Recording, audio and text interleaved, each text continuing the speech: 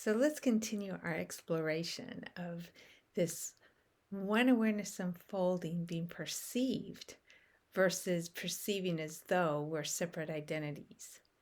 The one awareness unfolding has this complete unharmability and benevolence. And when we experience it, many of us are attracted to it. But if we attach back to the independent identity thoughts, then we'll lose sight of that deeper reality. So here's an example. How do you feel about people who you consider controlling? You can think of any particular person who you've found to be controlling. Or perhaps you feel something in regards to that about yourself.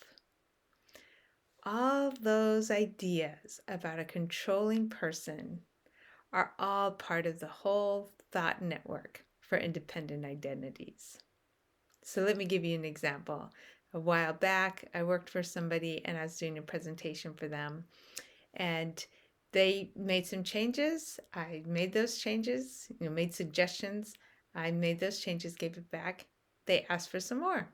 Okay, I thought, well, I already did your changes. Couldn't you have done it all at once? I did it again. And then a third time. Okay, so by that time, I could feel there was a choice here. I could continue to want to feel like they were making me make the changes, or I could quit having the independent identities.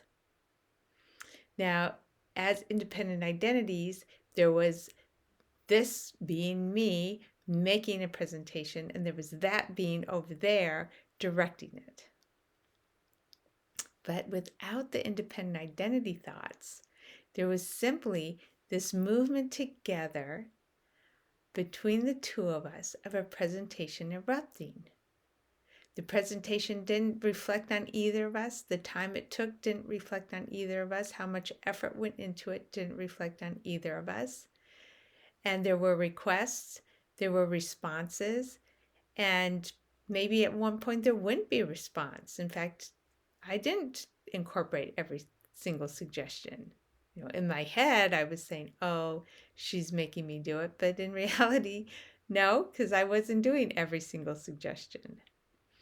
So there's this just erupting together that was actually happening.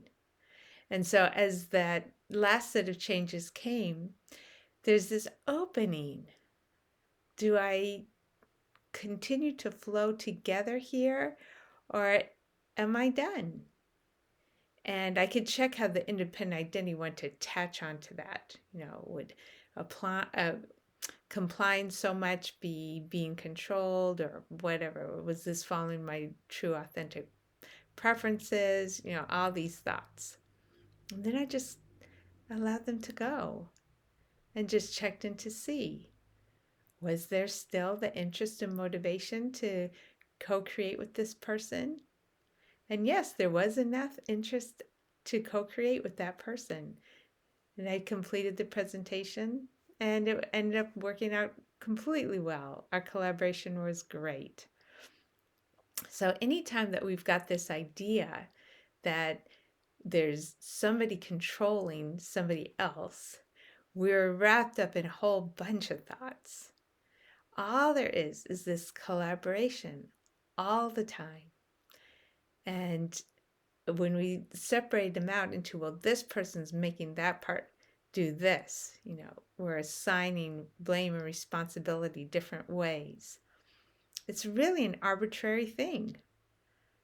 Does it all happen according to any particular person's preferences? Not usually. Not usually, pretty much never. There's this constant creative unfolding. And when we're just allowing that constant creative unfolding to be the motivation, to be the energy, because that's really where all the motivation, all the interest, all the energy comes from, then we don't have to assign anything about control. So our thoughts about control are a great way to reveal the ways we cause ourselves pain. We feel vulnerable.